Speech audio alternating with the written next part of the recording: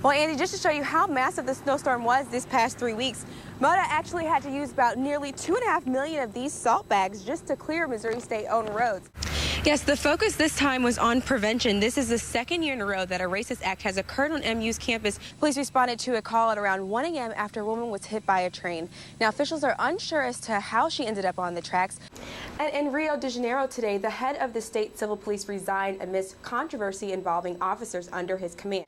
Police say that the suspect is very bold and dangerous, attacking an 85-year-old woman in broad daylight. And that's why police and neighbors are anxious to get this man off the streets. And now officials believe that the fire may have been the result of faulty electrical wirings. Officials say workers were in the process of updating some outlets, and according to the fire chief, the house is not salvageable. Well, when police arrived at the scene, they found a man with gunshot wounds and no suspect in sight. Police responded to a disturbance call Tuesday evening at this break time located on Clark and Dunklin. The city of brotherly love is steeped with American history, with places like Betsy Ross House. We're going to see everything in Old Town here tonight. Independence Hall, and the Liberty Bell. We wanted to see the Liberty Bell and Liberty Square and all the historical sites. But what about African American history? You guys heard of Mother Bethel? You haven't? But the most historical and hidden treasure can be found right here in Old City, Philly. Mother Bethel African Methodist Episcopal Church is the oldest black church in the United States. I know that God is able. This is still an active congregation. So we have again, we have a museum and we do tours all of the time, but we also have a congregation of about 700. In 1797, Richard Allen founded Mother Bethel. They demolished the old building in 1889, and by 1890, this building was completed and they were walking in having church. When you walk inside the church, you'll find beautiful stained glass windows and religious artwork draping the sanctuary. Reverend Mark Tyler pastors the church today. So this artifact here is the bust of Bishop Richard Allen. When the church isn't having its service, it runs its own museum that showcases various artwork and the tomb of its founder. On any given Sunday, visitors will stand up and say, I'm here visiting from Japan. I wanted to come see the place where Richard Allen is buried. The small church that started with less than 100 members has birthed thousands of churches around the U.S., West Africa, Central America, and Europe. I'm Modupe Idowu, reporting for NABJ News. It was like any other evening. 9-year-old Jerry Adams was walking his dog down his street. Right here, and Echo chain fell because he was moving too fast. I couldn't pull him. That's when Echo, Jerry's pit bull, ran into the alley and met a man with a gun. Echo was turning. He got a gun out and pointed at my dog and shot him. Here in this alleyway behind me is where police say the shooting took place. I spoke with one eyewitness who says this is where Echo charged the suspect. Another neighbor who didn't want her face shown says she heard the loud boom while in her living room. After I heard the gunshot, I jumped up, ran outside to see what was going on. Jerry's mom says she immediately confronted the man who was also walking his dog. He looked me in my face with a smug look on his face and said he tried to attack me. But in the midst of this tragedy comes a happy ending. A stranger who heard about Jerry's loss donated a new puppy to the 9-year-old. This dog's name is Oki, Echo spelled backwards. Modupe Idowu, KOMU 8 News, Jefferson City.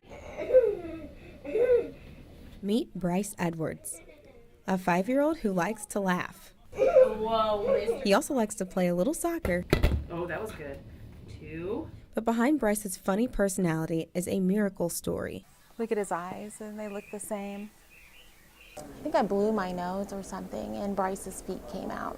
At just a little more than 2 pounds, Bryce and his twin brother were born prematurely, creating a list of health problems.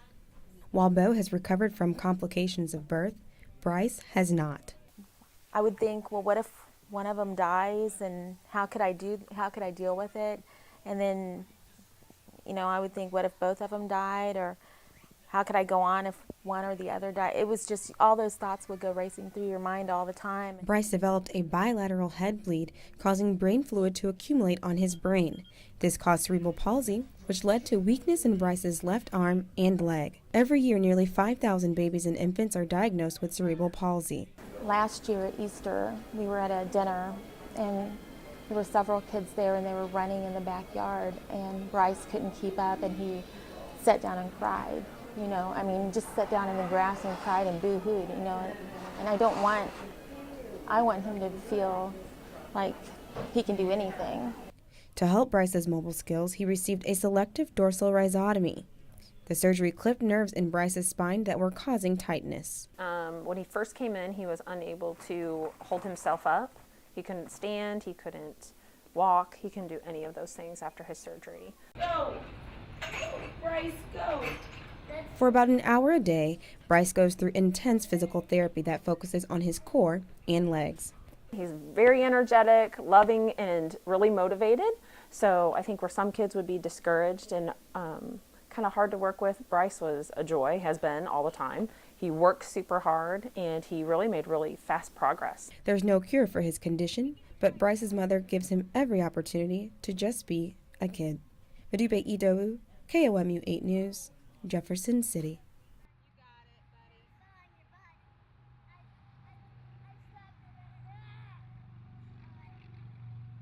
Good job. All right, Haley, let's try it. 10-year-old Haley is just one of 40 children participating in Losing the Training Wheels, a week-long program designed to help children with disabilities learn to ride their bikes. Catch up with him. Haley has Down syndrome, but that hasn't stopped her from riding her pink kitty cat bike around Cooler Family Skate Park. For her to be able to get on a bicycle and ride like the other children, it's just amazing, and you see her face light up. It requires motor skills, a task that can be difficult for children with special needs. Each day the kids at the camp are learning how to go from one roller to the next, gradually learning how to keep their balance. And really, by the end of the week, we see 80% of our riders making the progress up to 2 wheels. Price says this experience has done more than teach her daughter to ride a bicycle. So it's confidence, self-esteem, it's just the skills that they can obtain and do like the other children. For more than an hour a day, the kids steer and pedal, perfecting their riding skills in hopes of riding all by themselves. Good job. In Alpharetta, Modupe Idowu, Fox 5 News. It's on. That's what Moberly School said to MACC when the college challenged them to help needy families.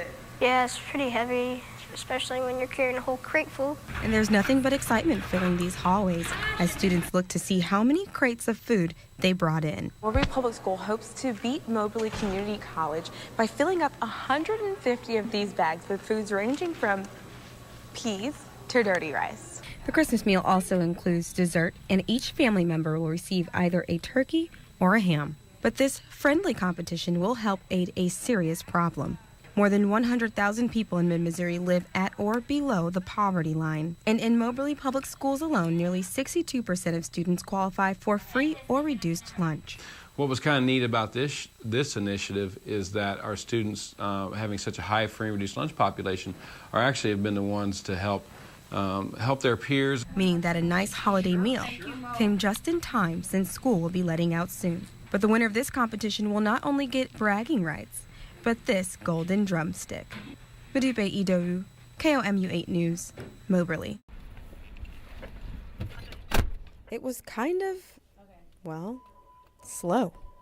Deputy Eli Burkholder gives us a ride as he patrols Boone County for people not wearing seatbelts and traffic violations. A lot of times people say, well, I'm a good driver, I'm not going to get hurt, or I'm not, I'm going to be okay. The program is sponsored by a grant to encourage safe driving with an emphasis on seatbelts. Only 76% of Missourians buckle up. That's 8% less than the national average of 84%. Boone County officers must find other violations in order to pull someone over for not wearing their seatbelt. While out, Officer Burkholder spots a van with expired plates, but the driver is wearing her seatbelt. The passengers are not. You could see into the back of the vehicle, could see children sitting on the floor where a seat should be. The car is uninsured and the driver of the van runs a daycare.